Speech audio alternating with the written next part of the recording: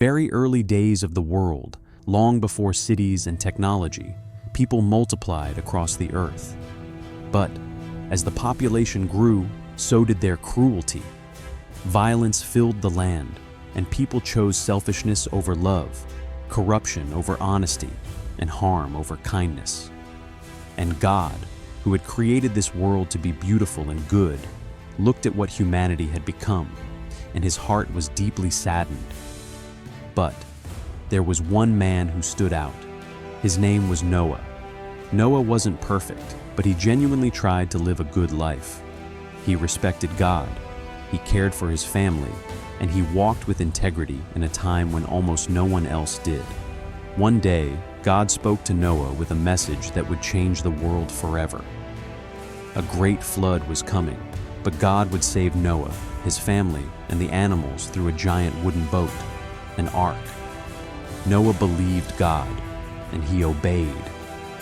Noah and his 3 sons got to work. Day after day, year after year, the ark took shape.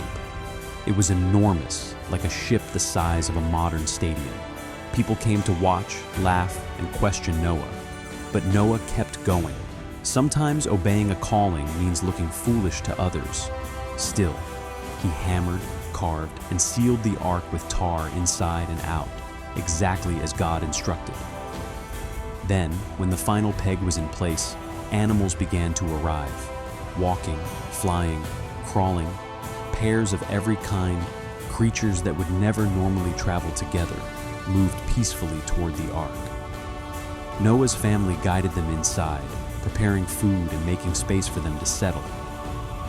When they were safe inside, God himself closed the door. And the very moment it shut, the sky cracked open. Rain poured down like never before. Water burst up from beneath the ground. Rivers overflowed. Valleys turned into lakes. Lakes turned into seas, and the seas kept rising.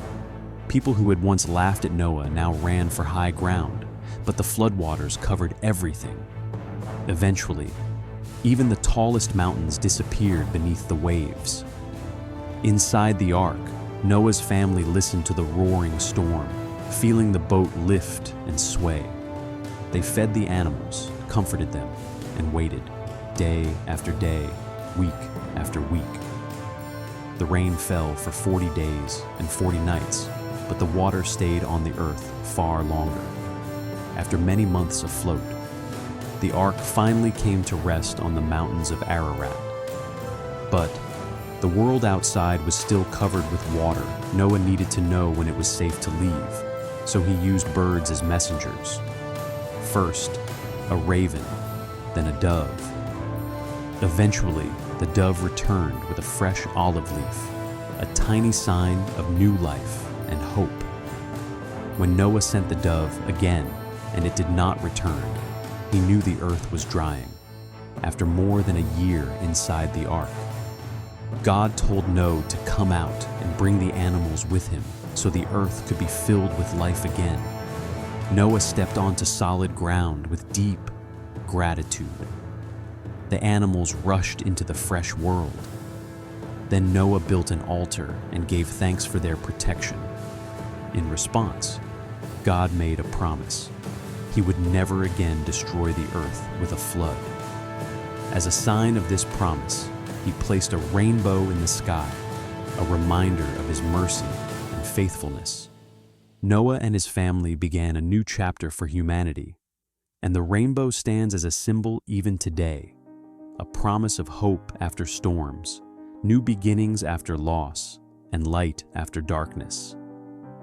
The story of Noah's Ark isn't just about a boat or a flood. It's about trust, obedience, and believing in what you cannot yet see. It's about the courage to stand firm even when others doubt you, and it's about a God who sees the worst in the world but chooses to preserve what is good